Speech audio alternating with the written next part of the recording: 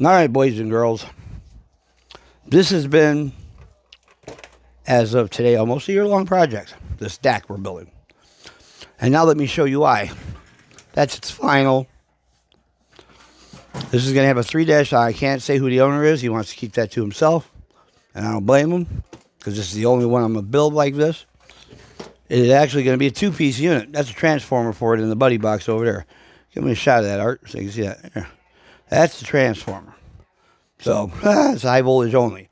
Now, this one's our 12 volt. This one's our 5 volts at 25 amps.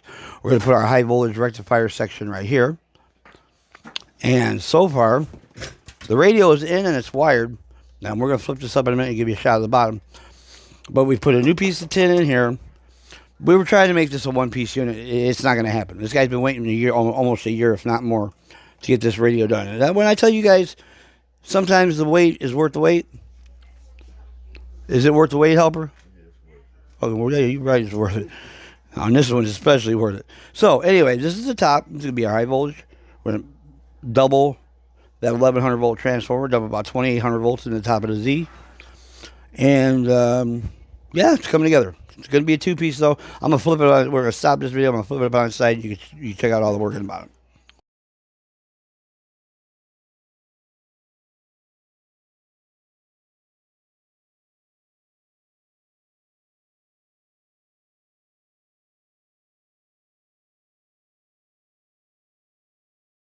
All right, now, this is the bottom of our 3-500Z DAC.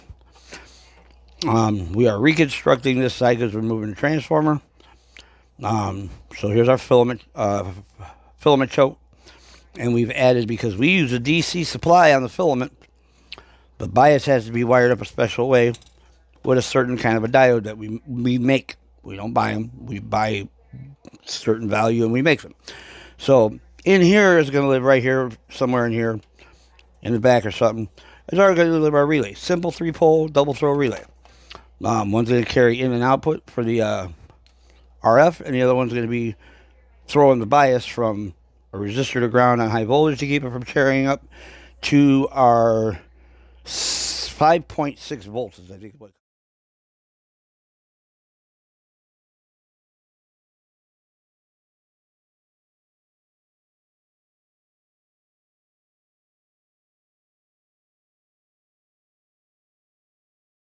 Volts is, I think, what it comes out to by the time you add up the rectifier stack. But we still also, the last couple of these we made, I mean, they were serviceable, but you really had to take a lot of shit apart. And you can't get away from that on this, because, I mean, the one thing we're doing better on this one is we bought 1,000 feet of this 4-conductor wire, 18 gauge. And as you can see, I mean, I haven't even tied down yet. You see how nice and neat it makes the installation.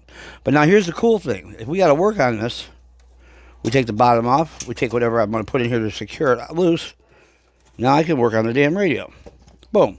It's another reason these are very handy. 4 conductors to pop. Now, the other thing that you can do with these, and I don't know if there's one in here, and I'm probably getting dizzy from looking at me going back and forth, but if you can see down in there,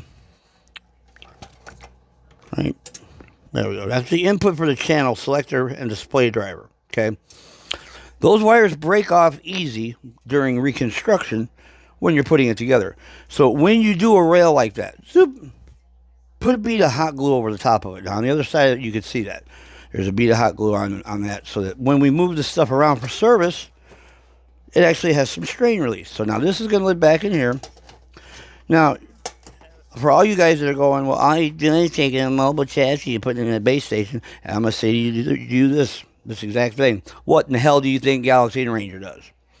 That's a 99 V2 with one of my boards, my diagnostic display that we use here. I mean, we don't make it, we order them, but we've adapted it to our system.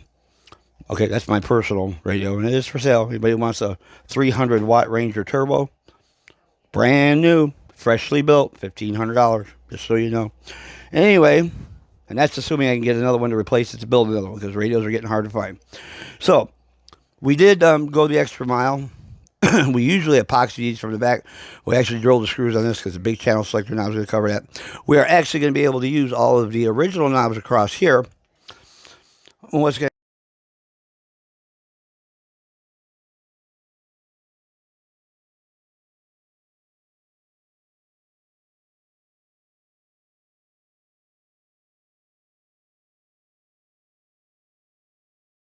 This radio had a serious problem when he came in. So it's a guy, and he knew what he wanted to do when he get brought in.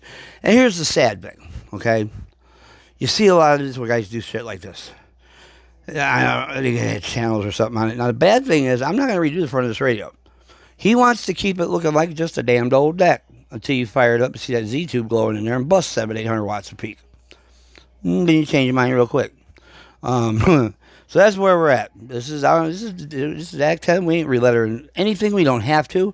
We're not spit shining anything we don't have to. This thing's going to be a basic sleeper. Well, I'll tell you what, I'll put it up against any other standalone deck on the face of the planet. Get your wallets out, because I'm going to take it and your girlfriend. This is going to be a bad radio, guys. It's been a year in the making, just thinking about it.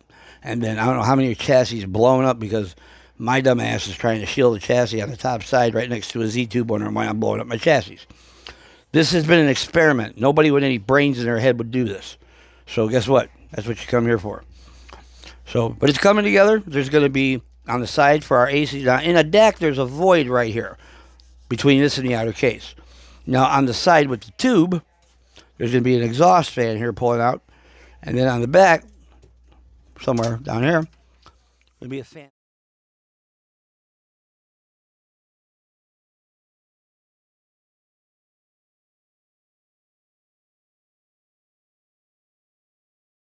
There'll be a fan pulling in.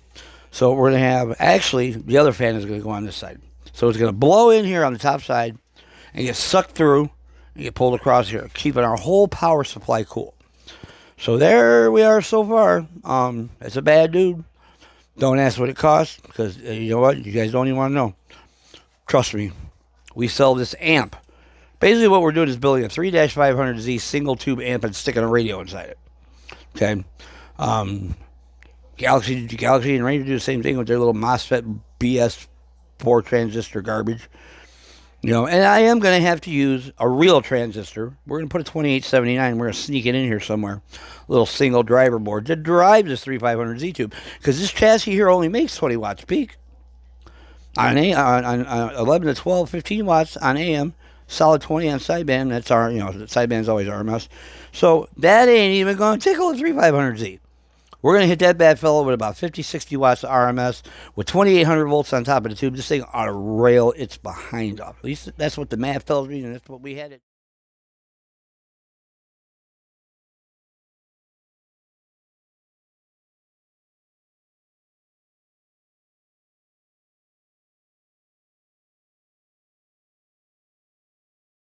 And that's what we had it.